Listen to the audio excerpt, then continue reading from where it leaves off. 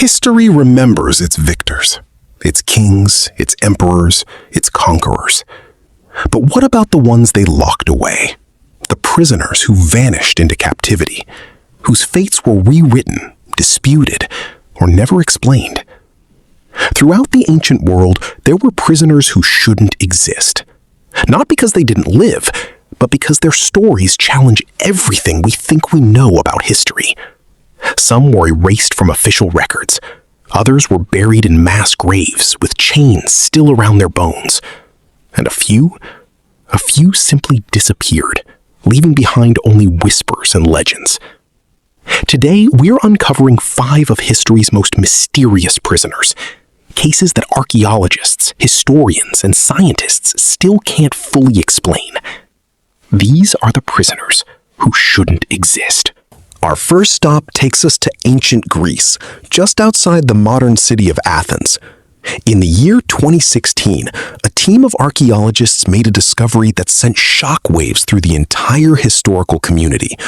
What they found would challenge everything we thought we knew about ancient Greek society.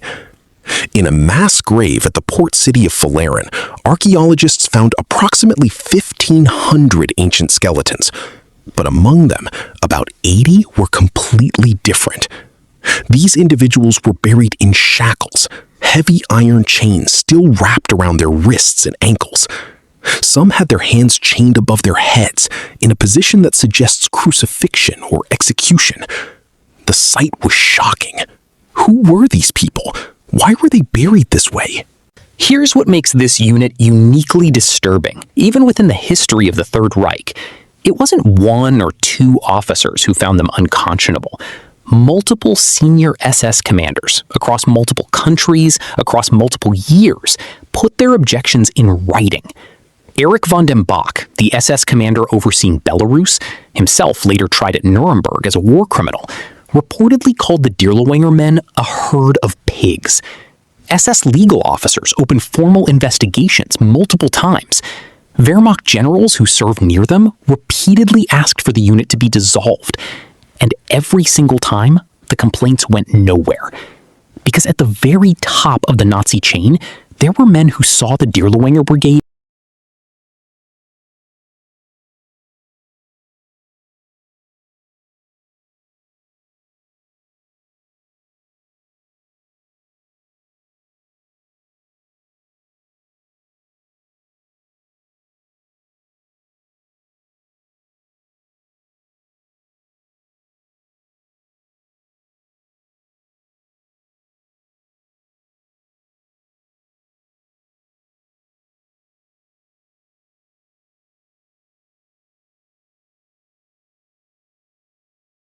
But here's the most fascinating and unexpected part of this discovery.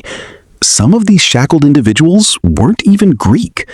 Advanced chemical analysis of their teeth, specifically the isotopes in their tooth enamel, suggests they may have been sailors, merchants, or travelers from other countries surrounding the Mediterranean. They were foreigners who found themselves caught in a deadly political conflict far from home. These weren't just ordinary prisoners. They were intentionally erased from history, buried in mass graves without honor, without names, without any record of their existence. And today, 2,500 years later, archaeologists are still trying to figure out who they really were and what crime they committed. Perhaps the most famous, mysterious prisoner in all of history, a man who spent decades in isolation and captivity, his face hidden forever behind an iron mask, his identity completely erased from history, a man who, to this day, remains one of history's greatest unsolved mysteries.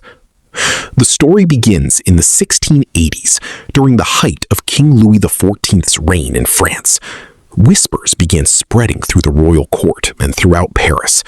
A mysterious prisoner was being held somewhere in the kingdom, someone who was imprisoned on the direct personal orders of King Louis XIV himself.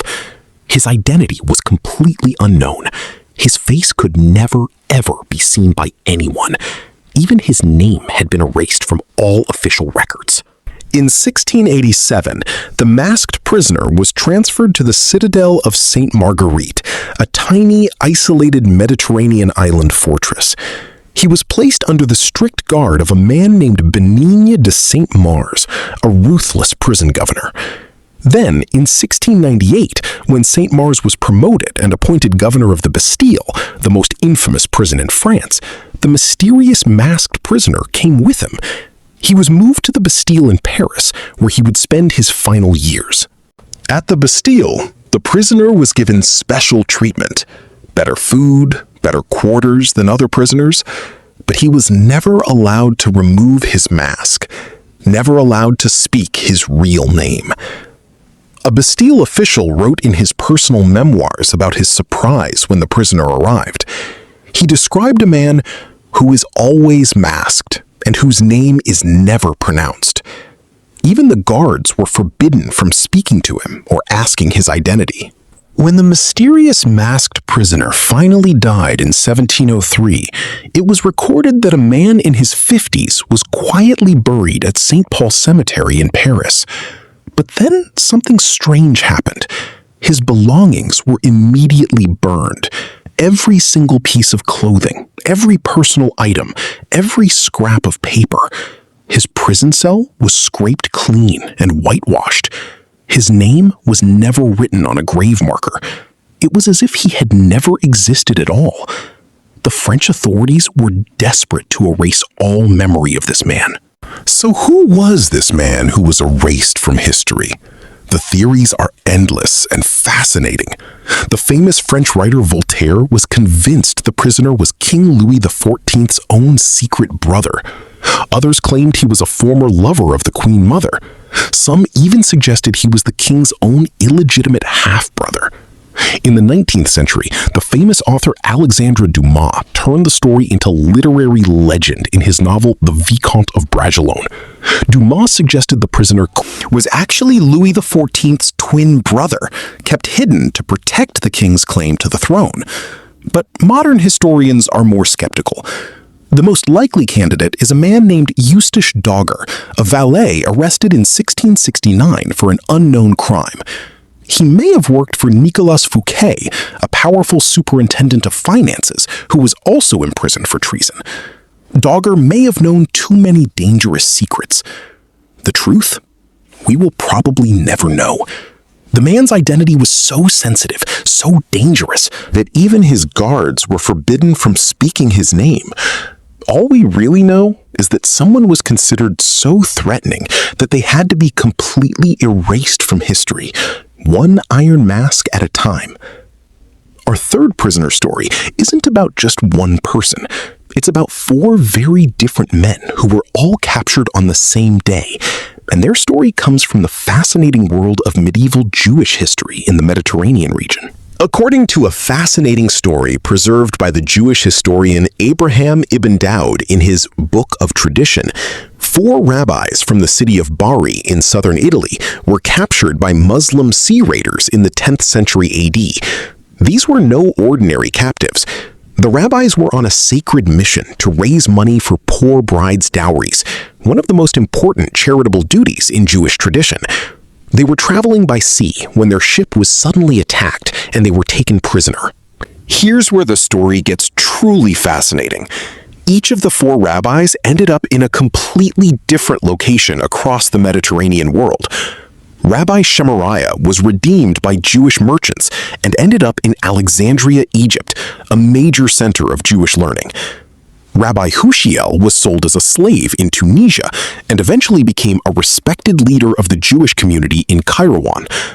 And Rabbi Moses, along with his son Hanoch, were taken all the way to Cordoba in Muslim Spain, where they would transform the Jewish community there forever. The captivity of these four rabbis completely changed the course of Jewish history. When Rabbi Moses and his son Hanoch arrived in Cordoba, they brought with them advanced knowledge of Jewish law and scholarship that had been developed in Italy. Their teachings transformed the Spanish Jewish community, helping to create what historians now call the Golden Age of Spanish Jewry. This was a period of incredible cultural, religious, and intellectual flourishing for Jews in Muslim Spain. all because of 4 prisoners who were captured on a single ship. But here's the fascinating problem with this story. Many modern historians aren't sure it ever actually happened.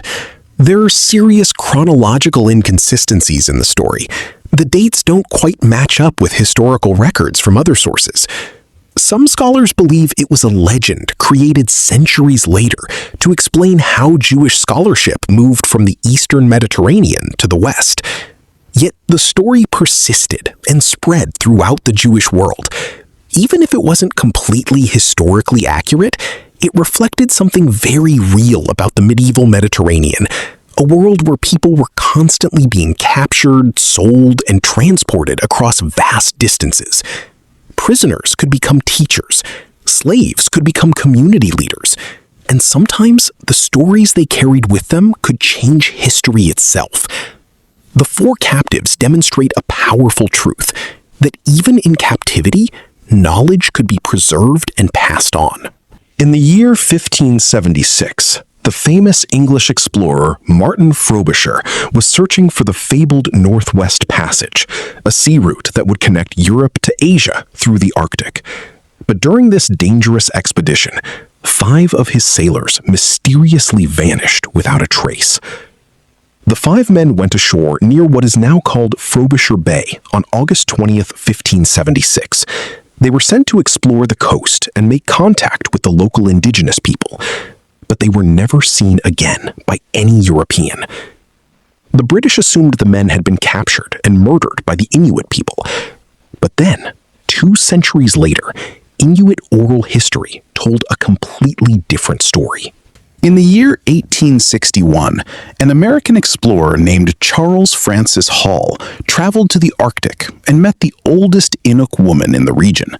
She shared with him an incredible story passed down through generations of her people. She told Hall that the 5 white men had not been killed. Instead, they had actually lived among the Inuit people for many years. They had been welcomed, fed, and treated as members of the community. According to the Inuit oral history, the 5 sailors wintered with the indigenous people, learning their survival skills and adapting to the harsh Arctic environment. They later built a boat using materials left behind by Frobisher's later expeditions. They attempted to sail home across the dangerous Arctic waters, but tragically, they ultimately froze to death in the freezing ocean. Their bodies never recovered. A sad ending to a remarkable story of survival and cultural exchange. Archaeologists have found physical evidence that supports at least parts of this incredible story. On Kodlunarn Island, they discovered what's called a ship's trench, a long depression in the ground where a boat was likely constructed. The local Inuit people called this place the site where the white men built their vessel. But there's an interesting twist. Dr. William Fitzhugh, a leading Arctic archaeologist from the Smithsonian Institution, believes the Inuit oral history may have conflated 2 separate historical events. The men who built the boat were likely from Frobisher's later 1578 expedition, not the original 5 missing sailors from 1576. So what actually happened to the 5 men who vanished in 1576? We may never know the full truth. Some historians think they may have voluntarily deserted and chosen to stay with the Inuit. Wood was an incredibly valuable commodity in the treeless Arctic, and the men may have preferred a life among the indigenous people to a harsh, dangerous voyage back to England. Frobisher never found them, despite searching extensively. No other European explorer ever found them either. 5 men, completely erased from European history. Their true fate known only in the oral traditions of the Inuit people. These men, just like the shackled skeletons of Phaleron and the man in the iron mask, remind us that history isn't always written by the victors. Sometimes, history is written in bones, in legends, in stories passed down through generations, and in the whispered memories of those who came before. This final story isn't ancient at all. It's very modern, but it shows us that the terrifying tradition of prisoners who shouldn't exist continues to this day, in our own time. The practice of hiding people, erasing their identities, and making them legally disappear has not ended. In the year 2004, the world was shocked to learn about what were called ghost detainees, prisoners held in complete secrecy by the United States government. Their identities were hidden. Their existence was officially denied. They were never registered with any international organization. They legally, officially, did not exist at all. The Taguba report, which documented detailed abuses at Abu Ghraib prison in Iraq, revealed a disturbing secret. It stated that other government agencies, a clear euphemism for the CIA, were hiding ghost detainees. These prisoners were never registered with the International Red Cross. They had no legal rights. They couldn't be visited by any international organization. They legally, completely did not exist. The practice wasn't limited to Iraq. The CIA operated a network of secret black sites in multiple countries around the world, places where prisoners could be held completely off the books. According to former CIA Director Michael Hayden, the agency detained up to 100 people at these secret facilities. 100 people who were made to not exist in the eyes of the law. In 2007, human rights groups reported that at least 39 CIA detainees remained disappeared, still being held in secret detention without any legal recognition. The most famous case is that of Khalid El-Masri, a German citizen who was completely innocent.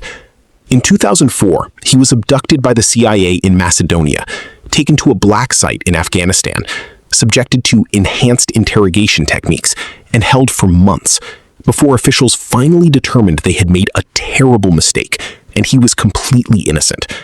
An innocent man made to disappear. Major General Antonio Taguba, who led the investigation into Abu Ghraib abuses, wrote in his report that hiding ghost detainees was deceptive, contrary to Army doctrine, and in violation of international law. The practice of ghost detainees shows us something deeply disturbing about our modern world, that even today, people can be made to not exist, their identities erased, their rights stripped away, their stories hidden from the world. And like the ancient prisoners we've discussed, their stories remain buried, waiting to be uncovered. From shackled skeletons in ancient Greece to CIA black sites in the modern world, the story of prisoners who shouldn't exist is a thread that runs throughout all of human history. Each generation, it seems, has found ways to make people disappear, to erase their identities, to hide their stories from the world. The 80 shackled men of Falarin, executed and buried in a mass grave, their identities still unknown after 2,500 years. The man in the iron mask, erased from history, his face hidden, his name forbidden. The 4 captives, legendary figures whose story may or may not be historically true. The sailors who vanished into the Arctic, their fate preserved only in Inuit oral history. And the ghost detainees of the 21st century, people made to legally not exist in our own time. Each of these cases reminds us of something profound and uncomfortable about human history. History remembers its conquerors and its kings, but it's the prisoners, the captives, the forgotten ones. They have important stories too. Stories of survival, stories of erasure, stories that challenge everything we think we know about justice, power, and humanity. And sometimes those are the most important stories of all. Thank you for watching. Which of these 5 cases shocked you the most? Let us know in the comments below. And if you enjoyed this deep dive into history's greatest mysteries, make sure to subscribe and hit that notification bell so you never miss a video. See you in the next one.